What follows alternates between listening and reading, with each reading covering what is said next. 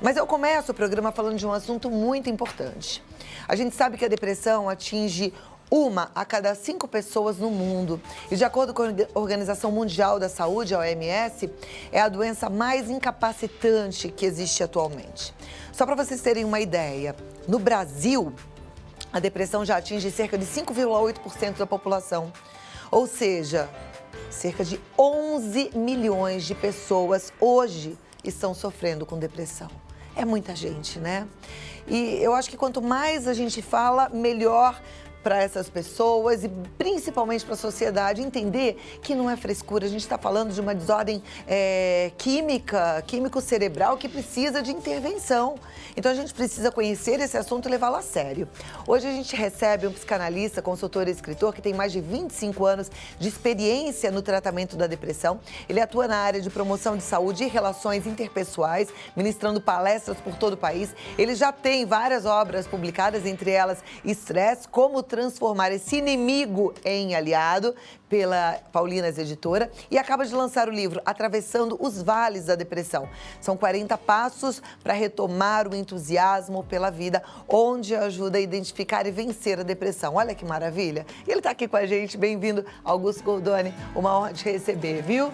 Obrigada. Obrigado pelo convite. Vou te convidar para sentar ali para a gente começar o nosso bate-papo, que vai ser com certeza muito proveitoso, e a minha turma em casa já está ansiosa para aprender contigo. Nós também. 11 milhões de brasileiros com depressão. Isso é muito triste, muito sério, né? Segundo as estatísticas oficiais, né, Cláudia, caros telespectadores, porque na verdade esse número é bem maior.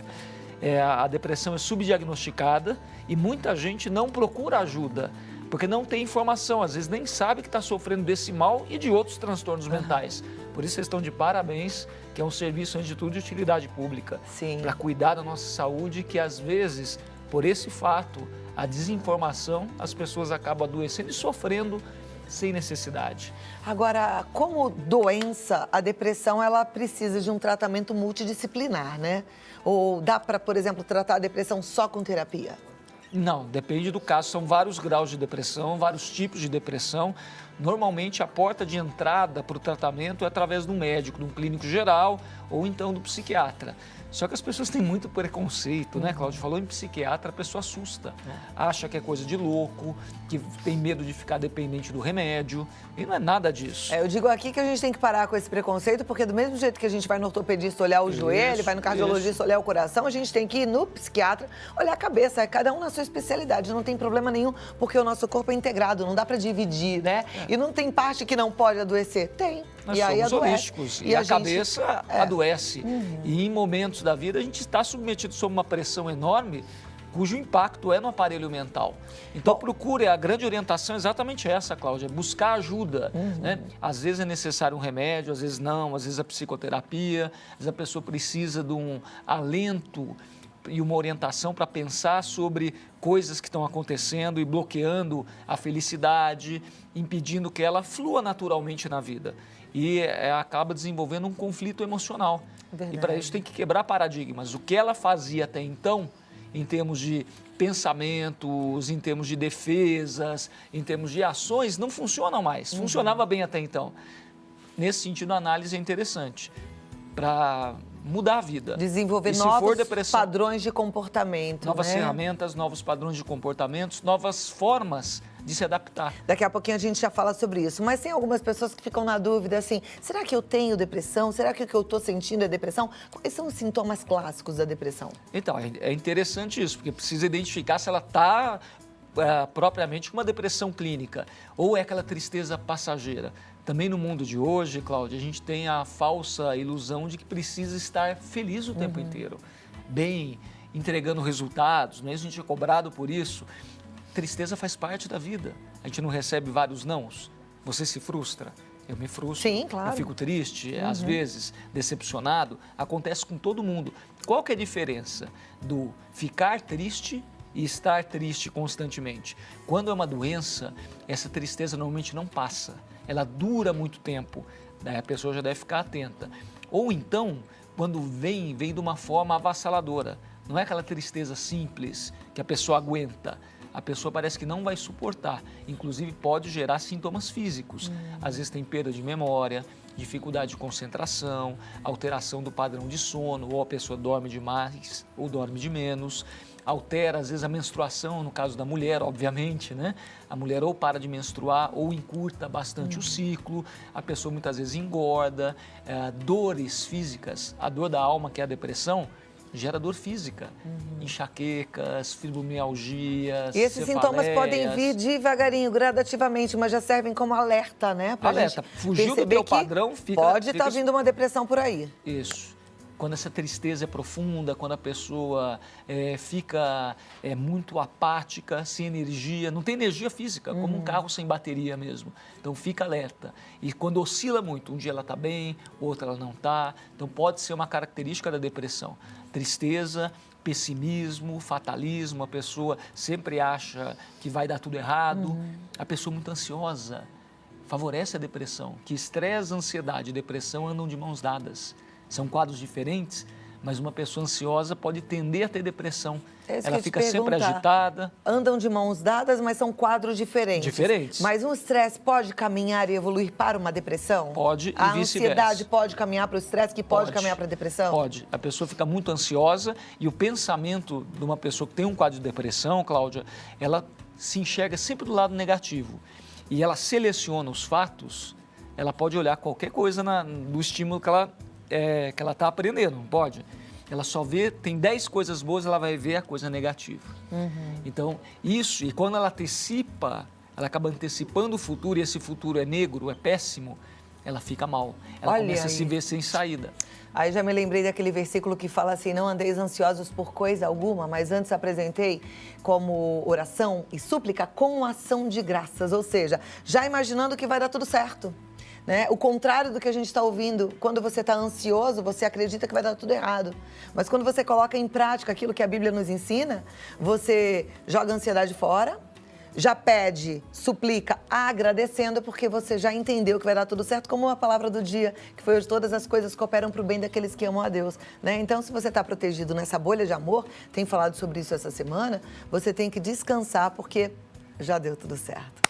Confiar, acreditar que é possível, agradecer, filtrar estímulos negativos, se associar a pessoas positivas, tudo aquilo que vai te dar um estado mental e num estado reflexivo de coisas boas. E é assim que você vai ler o mundo. Porque se você reclama, se você pragueja, se você não acredita em nada, né? Se você não crê em Deus, se você não tem fé, né? O mundo fica muito assustador mesmo. Agora, pra gente que é mais otimista e que tem facilidade para agradecer, tá sempre cultivando a fé, apesar de que a nossa fé é sempre pequenininha, viu, gente? Ninguém pode ficar se gabando de fé, não, porque a nossa fé é pequenininha, ela tem que ser cultivada. É mais fácil e a gente acaba até apontando o dedo, né? Falando assim, você tem que parar de reclamar, tem que ser mais otimista, tem que ter mais gratidão, tem que ter mais fé. Mas a pessoa que está nesse estado, ela não consegue nem enxergar que ela só vê o lado negativo das coisas. Não Dá para mudar esse padrão sozinho ou vai precisar de ajuda? Às vezes precisa. Tem gente que até consegue, viu, Cláudia? A gente vê testemunhos, sair sozinho. Mas qual foi o grau de sofrimento? Elevadíssimo. Se ela tivesse procurado ajuda, teria conseguido sair antes e com menos sofrimento, que nem diz o Carlos Drummond de Andrade, né? A dor é inevitável, a gente sofre pela vida, mas o sofrimento é opcional. Não precisa sofrer por tanto tempo. E tem gente que, obviamente, não consegue sair sozinha. Como uma depressão profunda, como uma depressão clínica, presta atenção. Busque ajuda do médico, do psicólogo, porque sozinho você não vai sair. Agora, tem ajuda alguns dos familiares. casos onde esse sentimento depressivo não é necessariamente aquela depressão que a pessoa chora o tempo inteiro, que está incapacitando-a do trabalho, mas um sentimento depressivo, negativo. Pode ser que a pessoa não perceba ou não sinta prejuízos em relação a esse comportamento e por isso não tem vontade de mudar? Sim, não tem vontade de mudar porque ela não percebe que aquilo é nocivo. Isso. Tem um grau de depressão que é constante, é pequeno, não é tão elevado, mas a pessoa acha que é normal, porque ela pensa que é característica de personalidade. Ela está acostumada a tudo ser mais difícil para ela, a sofrer, a reclamar, né? E quando ela, eventualmente, por algum motivo, ela procura um tratamento e elimina esse fator, Cláudia, Daí que ela percebe o quanto ela sofria e que até tinha um quadro de depressão. Tem essa depressão que é constante, mas não deixa de ser depressão. E aquela depressão mais aguda ou mais grave, com até sintomas psicóticos, a pessoa surta, tem alucinações, ouve vozes, prejuízo físico que ela somatiza, ela não consegue trabalhar, ela às vezes não fica bem nem em casa. Então é uma depressão mais grave, que são várias gradações. Inclusive de sintoma, não é só aquela pessoa que está triste. No homem, o sintoma da depressão é diferente muitas vezes. Não é tristeza, não é apatia, muitas vezes é agressividade, é intolerância nos relacionamentos. O homem começa a brigar à toa, ficar impaciente. Olha que interessante. Fica mal-humorado, pode ser né? mal-humorado. Fica aquele velho ranzinza. Tá assim, seu marido? Aquele marido chato. Então na verdade, o melhor que a gente tem a fazer, porque a mulher sábia edifica a casa, né? Então é você ser inteligente, sábia, ouve o que a gente está aprendendo hoje com um profissional especializado nesse assunto para agir da melhor forma possível. Apontar o dedo, com certeza, é a pior de todas as soluções. Não. Né? Se você não sabe como ajudar, pelo menos não atrapalhe.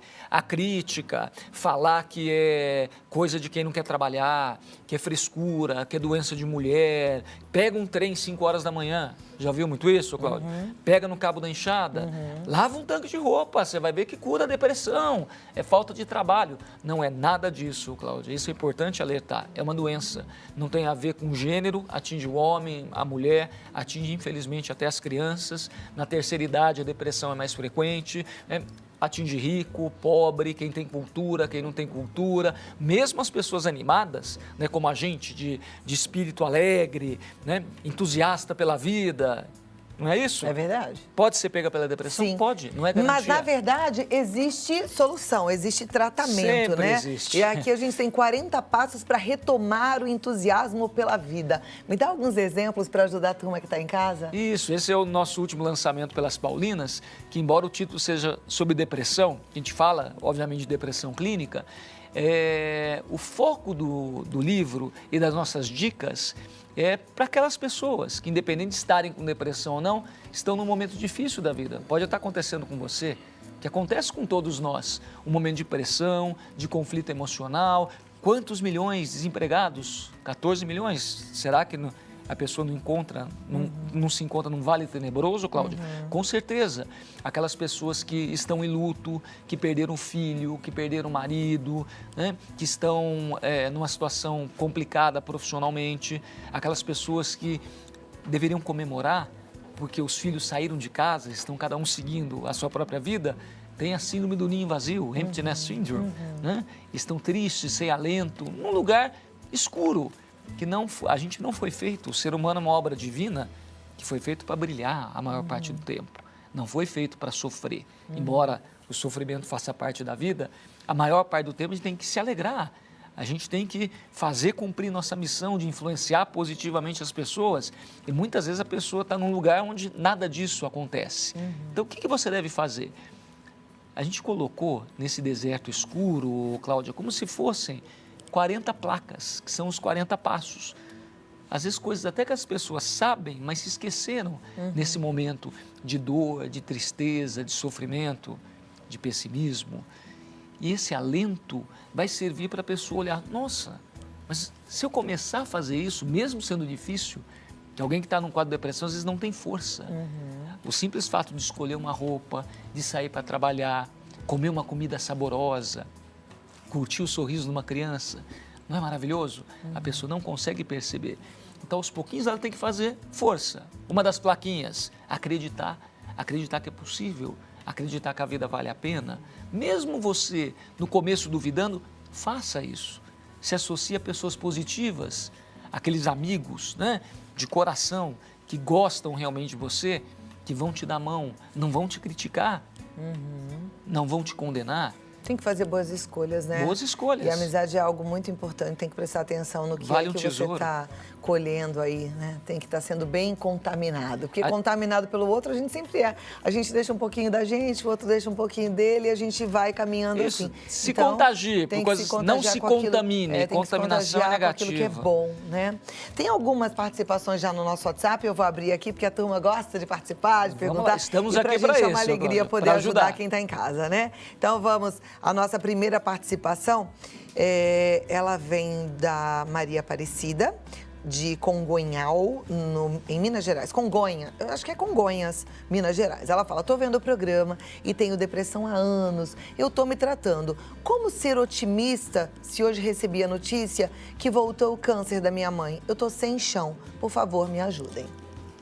Realmente é um momento dificílimo, não é verdade? Uma doença que coloca o fantasma da morte em cima de um ente querido, né? Mas como que é o nome dela, Cláudia? Maria Aparecida. Maria Aparecida, se você esmorecer, o que vai ser da tua mãe?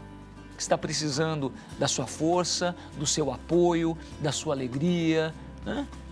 Procure ver as coisas positivas, que apesar disso, o que de bom tem na tua vida? E o que você pode fazer para dar um alento para tua mãe? Será que você não aceita a doença? Você nega? Não adianta, tem que enfrentar a realidade que é dura, infelizmente. Não tem consolo para isso. É verdade. É complicado. Força, fé e coragem e gratidão. Falar, Deus, que bom que eu tô viva aqui, eu amo a minha mãe e eu posso ajudá-la nesse momento. Porque de alguma forma, Cláudia, tem que achar um jeito de manter o coração grato e otimista. Isso é importante. Para sua mãe, principalmente, viu, Maria Aparecida? Um grande abraço para sua mãe. E Maria Aparecida, a gente vê muito no consultório casos de pessoas que cuidam de pessoas que estão doentes, principalmente doenças graves como essa, e acabam adoecendo. Mas a pessoa até parte antes de tanto sofrimento. É verdade. A pessoa somatiza. Não é complicado, então vamos fique bem para tua história, mãe ficar bem. Né? Vamos mudar. Coloca um sorriso nesse rosto. Agradeça porque você está viva. Agradeça porque você tem a sua mãe também viva, apesar das dificuldades. Não pode esquecer que no mundo a gente vai ter, de fato, aflições. Mas a gente tem um modelo, né, a seguir, que é Jesus, que venceu o mundo e a gente também vai vencer. Força, fé e coragem. Agarre-se na fé e vá em frente, tá bom? Mãos à obra. Tem trabalho pela frente aí com a sua mãezinha. E se estiver sofrendo demais, Cláudia, não hesite em procurar ajuda médica e psicológica. Claro. O Luciano, ele é de Tupaciguara e ele fala assim, boa tarde, a minha tia foi diagnosticada com depressão. Isso já faz 13 anos. Até hoje ela não melhorou. Toma remédio faixa preta. É internada às vezes. Isso tudo foi por causa de um ex-marido dela. Estes dias eu fui vê-la e ela oscila com a realidade com pensamentos de que ela é uma modelo famosa. Os médicos hoje em dia falam que é depressão e que não tem mais cura. É verdade? Não, cura é relativo nessa nossa área de saúde mental, né? Muita coisa tem controle, precisa ver se ela está bem medicada, está bem diagnosticada, se o diagnóstico é correto. Pelo que ele falou, ela tem surtos psicóticos, né? A realidade dela é tão dolorida que ela rompe com essa realidade. Então, relacionamento pode causar um trauma tão grande a ponto de uma pessoa ter uma depressão como essa e até surtos psicóticos? Pode, mas normalmente a pessoa já tem um histórico, já tem uma tendência. Em caso de psicose, a pessoa já tem um núcleo, que a gente chama de núcleo psicótico, uma tendência para sair da realidade, né? Que transtorno mental tem o fator genético, tem o fator ambiental e o fator comportamental. Então não é só, a pessoa pode ter uma tendência, mas se fizer as escolhas certas, se estiver no meio favorável, ela pode não desenvolver. E o contrário também. Muita gente tem síndrome do pânico, ou desencadeia uma depressão, ou até mesmo um surto psicótico, normalmente no momento traumático. A pessoa tem uma perda, uma separação, perde o emprego, está numa relação conflituosa, normalmente morre alguém muito próximo, ou acontece, às vezes começa a morrer sucessivamente pessoas queridas. É bom que então, hoje a gente já tem informação, então dá pra gente fazer uma certa prevenção, quer dizer, tá num momento difícil, lembrando dos 40 passos aqui desse livro maravilhoso, Atravessando os Vales da Depressão, você tem que aprender a respirar, cultivar a sua fé, né, saber perdoar, saber se perdoar, isso tudo é muito interessante. Então essa daqui é uma leitura boa num momento como esse. Você falou de síndrome do pânico, tem uma telespectadora que diz, eu tenho depressão e síndrome do pânico, fico remoendo coisas negativas que já vi, como coisas que não vêm de Deus, eu fico aflita e não consigo esquecer, fica na mente dia e noite, não consigo seguir em frente, eu não sei como, não faço nada, parece que algo vai me acontecer, me ajuda. Como que é o nome dela? Ela não se identifica. Não se identificou? Acho que sim, acho que é a Valdirene. Valdirene, não é a Valdirene, é da de baixo, ela não se identifica. Inclusive, aproveitando, vindo para cá, entrou em contato comigo o Josimar, lá de Alagoas, que falou que assistiu um programa aqui na Rede Vida, falando que a gente estaria ao vivo aqui, que está acompanhando. Um abraço para o Josimar, que falou que tem pânico também. Que hoje a gente vive num mundo extremamente corrido, as pessoas estão com pressas e nem sabem por que está correndo. É verdade. Então, que favorece não só transtornos mentais, mas principalmente a ansiedade. E o transtorno do pânico é um transtorno de ansiedade, a síndrome do pânico. Então, o que acontece? A pessoa começa a ficar com medo de ter medo. Às vezes não sai de casa, é extremamente limitante, gera um sofrimento insuportável quase, porque a pessoa não fica em paz, mesmo estando em casa. E o que acontece? No caso do pânico, Cláudia, felizmente o tratamento é de solução mais rápida, é mais simples até que uma depressão. É um tratamento medicamentoso? Sim, na maioria dos casos a pessoa vai tomar um antidepressivo, que funciona muito bem nesses casos, e psicoterapia breve. Perfeito. Depende da pessoa, de 4 a 12 sessões, onde ela vai retomar o controle racional. Porque esse medo, e nenhum medo é racional. A pessoa, não adianta você falar para uma criança que está com medo, não fica com medo, filhinho, adianta. Não tem jeito, é igual eu estou falando aqui, estou preocupada com os telespectadores, que a gente fala assim, tem que acreditar, tem que ter fé, tem que ser otimista. Eu sei que é difícil, íntimo. Que na hora que bate isso, você não está dando conta, mas tem saída. E aí é o que a gente fala, precisa vencer esse preconceito e buscar ajuda. Existem médicos especializados para te ajudar. Busque ajuda, não fique só. Porque quando a gente não busca ajuda, muitas vezes a gente começa a fazer coisas erradas. Às vezes a doença se agrava ou às vezes você descamba para um outro lado. Aí, por exemplo, é essa brecha que entra uma drogadição, um alcoolismo. Quer ver, eu vou falar agora sobre alcoolismo, vou chamar um recadinho que eu gravei com a Celeste. Segura aí porque a gente continua já já. Eu continuo aqui com o Augusto Goldoni respondendo as dúvidas sobre depressão. Quero aproveitar esse momento para mandar um beijo bem grande para 2 queridos que estão me aturando, que toda hora eu vou na loja deles, vou e volto lá da Dunelli. Um beijão para o Fernando, um beijão para a Simone. Eles estão assistindo o programa hoje, os 2 de folga, né? E aí eu tô toda honrada com a audiência de vocês. Obrigada pelo carinho, viu? E aqui muitas perguntas chegando, muitas participações. Olha, lá você falou do Rio de Janeiro agora há pouco, a Agnes também é do Rio de Janeiro e ela fala boa tarde, parabéns pelo programa.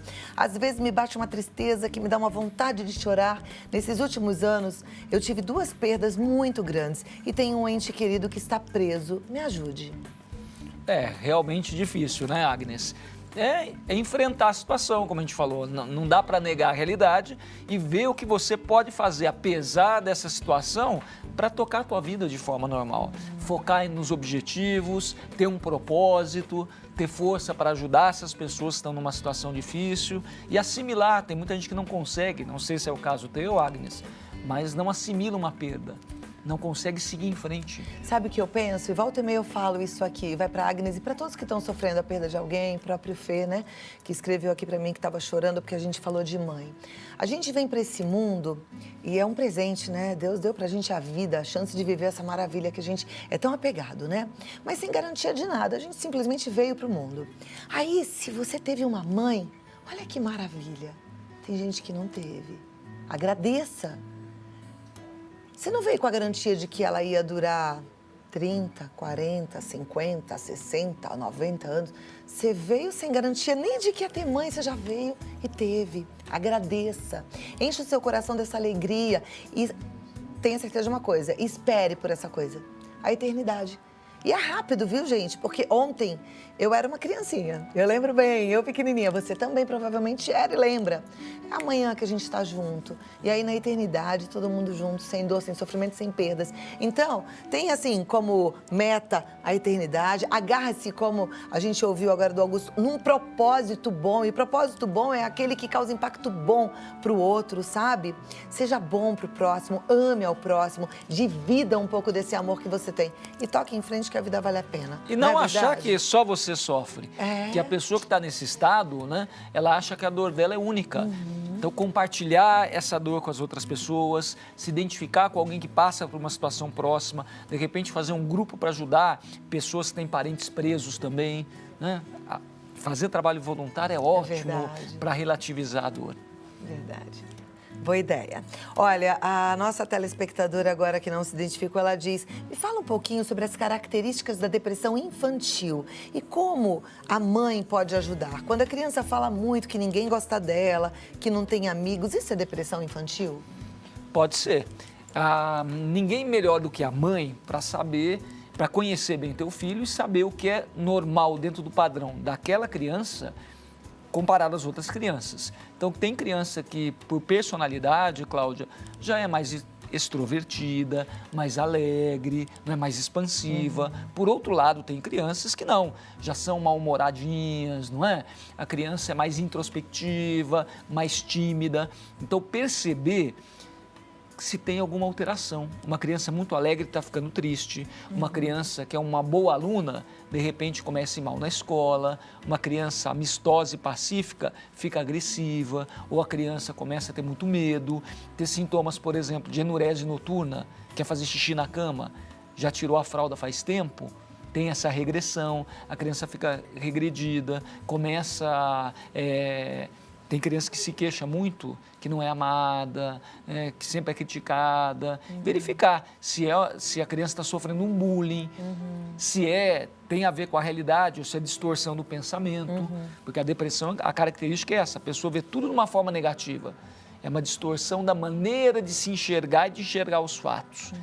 O foco da pessoa são nas coisas ruins, naquelas pessoas que não gostam dela. De repente, ela não consegue perceber que ela é bonita, que ela é inteligente, ela foca numa característica que é ruim. Então, identificar o que está acontecendo em torno do teu filho e como ele reage emocionalmente. Mudou algum padrão? E se estiver acontecendo, leva para o psicólogo. Legal. Bom chegar perto, né? Bom olhar de perto. Tem que estar perto, olhar como é que estão as relações. Se não estiver perto, não vai perceber. Verdade. Próxima vem lá do Rio Grande do Sul. Ela pergunta assim: gostaria de saber por que tantos quadros depressivos acabam em suicídio e como perceber isto? Ótima pergunta. Primeiro, que hoje em dia o grau de depressão aumentou bastante, o número de casos, até foi essa a necessidade de escrever o livro. Né, que a gente percebe no consultório um aumento nos últimos anos. Inclusive no terceiro trimestre é mais comum. No terceiro trimestre? A gente chama até de desembrite. Será que é mais frio, mais cinza? Não, pelo terceiro contrário. Terceiro trimestre, você está verão, falando? É agora, no outubro, verão. novembro, dezembro. Nossa, finalzinho do ano. Em função, Cláudia, das festas, em função de final do ano, meta, pressão, planejamento para o ano que vem, as metas que você não cumpriu, né? As metas que ficaram para trás, né? Vai dando resultado, ansiedade. vai dando ansiedade. Ih, vai ter PVA para pagar, matrícula de escola. A pessoa começa a ficar ansiosa, ficar triste, muita gente se sente triste nessa época. Então, por que a pergunta da nossa telespectadora? Por que a depressão favorece o suicídio? Porque a pessoa está num vale escuro, sem vida, sem cor, sem ânimo, de muita dor. É bacana viver nesse lugar, Cláudia? Com certeza não. E como a pessoa está sofrendo muito e não tem esperança, às vezes perdeu até a fé em Deus, ela não se imagina saindo, ela quer acabar com a vida. Às vezes tem gente que até reza: Senhor, o Senhor poderia me levar, porque a vida está muito difícil, não aguento, não consigo sair, me poupa desse sofrimento. Porque ninguém quer acabar com a própria vida, ninguém quer morrer.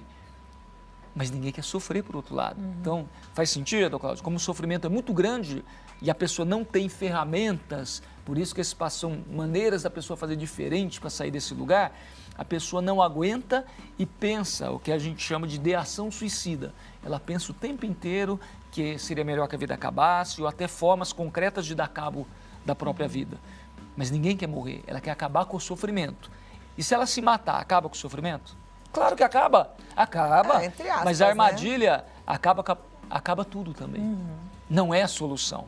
Nesse sentido, você reavivar a tua fé, acreditar e principalmente se colocar nas mãos de Deus, vai ajudar. Com certeza. A pessoa vai ter esperança. Só que, detalhe, Cláudio, só para a gente complementar, gente que tem fé também tem depressão. É isso que eu ia falar. Até padres religiosos sofrem muito além da dor. A gente tem visto agora, assim, recentemente, alguns já abrindo o coração e falando para poder ajudar o outro. Aliás, parabéns para os padres corajosos, né, que contam suas experiências. Marcelo Rossi, Fábio de Mello. Até os religiosos, até os que são apegados a Deus.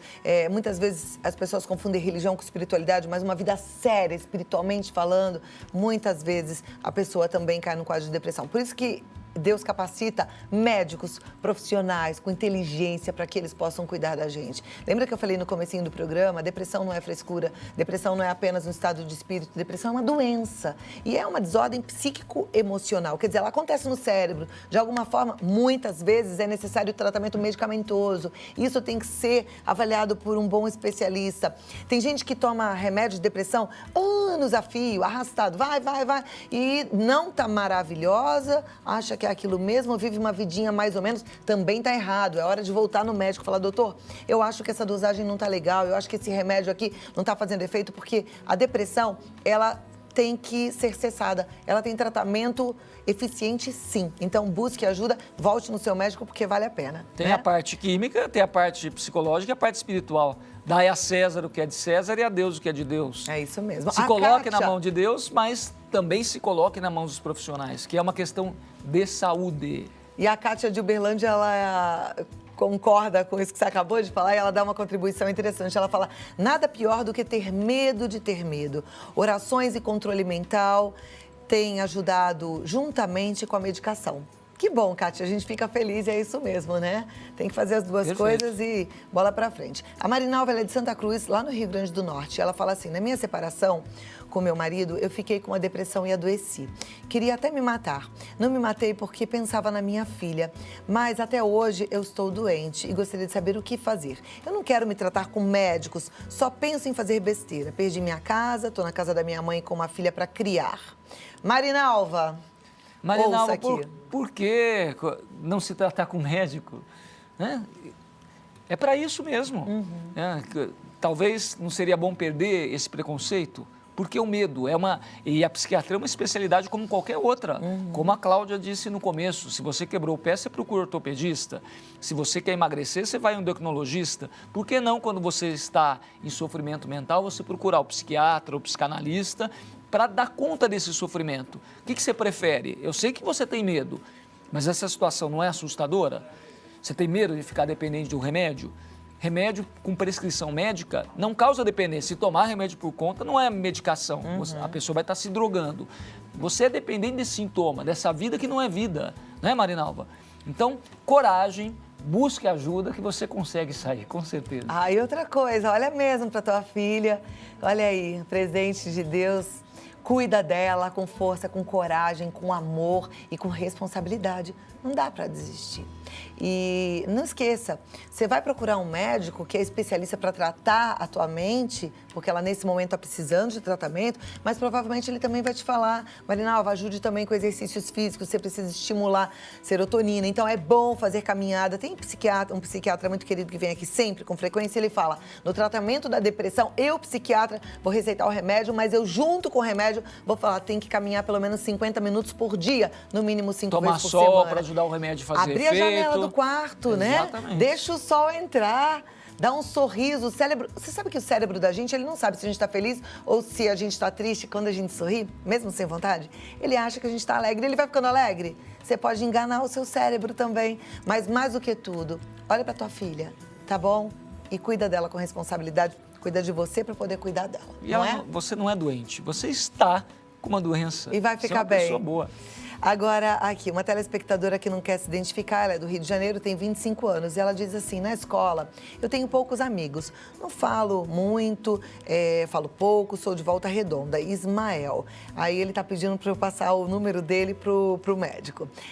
Depois eu vou até compartilhar o seu contato, mas Ismael, na verdade, a gente também não precisa ter tantos amigos, a gente pode ter um bom amigo, né? A gente pode se cercar de 3 bons amigos, mas o que você precisa perceber é, será que você está sendo um bom amigo? Né? E será que você está sendo um bom amigo para você? Você está fazendo coisas que te agradam? Isso é legal de pensar, mas o que a gente pode falar para ele? Ismael, encontre sua tribo.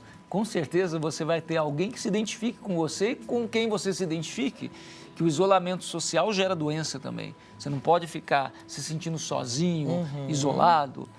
O poeta já diria, uma pessoa só está em má companhia. A gente é um ser social por natureza. Então ele sempre, não precisa, como você falou, não precisa ter, não necessariamente ter muitos amigos, significa que a pessoa está bem acompanhada ou que se sente solidária a alguém. Tem muita gente que está em meio às pessoas, tem milhões de pessoas nas redes sociais, mas é extremamente só.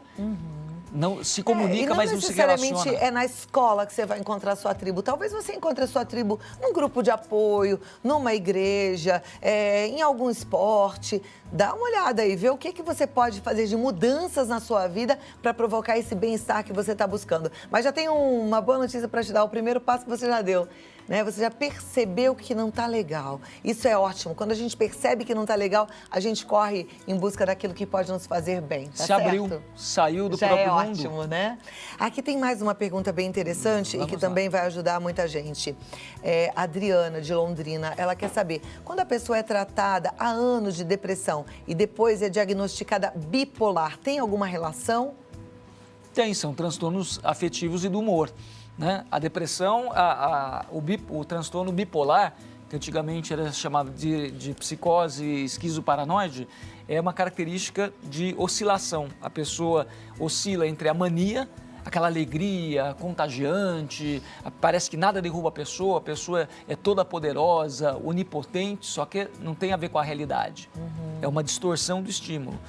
E quando a pessoa cai em si, então ela sai gastando, ela pede demissão do emprego, ela termina um relacionamento, ela corta o cabelo, ela faz uma mudança radical, ela gasta o dinheiro que tem, que não tem, fala o que pensa para as pessoas, para todo mundo, não posso guardar. Só que daí vem o quê? Vem o outro lado. Ela começa a perceber que machucou uma pessoa que ela ama, que ela fez uma atitude impensada, que ela largou o emprego que não era a hora, terminou um relacionamento muito precocemente. Vem o quê, gente? A culpa. Daí, ao mesmo ponto que ela subiu, ela vai descer. E ela oscila constantemente. Normalmente, distúrbio bipolar, a pessoa precisa de medicação. E às vezes uma medicação constante. Então busque ajuda, não é para ficar só também não, né? E terapia ajuda muito ela a desenvolver ferramentas. Muito, sempre. É o autoconhecimento, né, Cláudia? Mesmo também que tomando remédio, também pode não ter terapeuta, né? Deve ir. Deve ir. Porque o remédio, deixar bem claro, o remédio vai ajudar com o sintoma. Como você falou, se a pessoa tem lá, como a gente costuma brincar, o fiozinho mais curto que o outro, né? Um problema de neurotransmissor, um problema bioquímico no cérebro dela. O remédio vai ajustar. Ela tem uma ansiedade extrema, ela tem uma distorção no humor, ela não consegue dormir, ela está muito agitada. O remédio ajusta isso. Mas não vai melhorar a vida de ninguém, não vai salvar casamento, não vai te dar um novo emprego, não vai fazer como o Ismael, você se socializar melhor com as pessoas. Isso é comportamento. E comportamento muda trabalhando o pensamento. A terapia é fantástica nesse sentido e serve para isso. Com certeza. Eu gosto daquela frase que diz, nada muda se você não mudar. É isso, serve para todos nós. Nada muda se você não mudar. A gente tem que pensar nisso, as mudanças que a gente pode fazer e coragem para enfrentá-las, né? Augusto, foi um prazer recebê-lo. Muito obrigada. Prazer foi meu, Cláudia. Augusto Goldoni. Amigos, ouvintes, e ele tem mais informações lá no site da Paulinas. O livro também está à disposição através da editora Paulinas. É o paulinas.com.br. E pode comprar, inclusive, pelo telefone, não é isso? Sim, pelo telefone, pelo website. Olha lá que das fácil. Paulinas. É o 0800 70 181. E volte mais vezes para a gente continuar a conversa. Quem quiser contato com a gente, tem na minha página oficial do Facebook, Dr. Augusto Goldoni. Com U, tem informações sobre depressão e sobre alegria de viver, entusiasmo, assuntos de comportamento humano e saúde mental que tenho certeza que vocês vão gostar. Obrigado, e a gente precisa, né? Eu é que agradeço em nome de todos os nossos telespectadores também. Muito obrigada e até a próxima. Você é carioca? Não, mas a gente convive com muito carioca. Ah, entendi.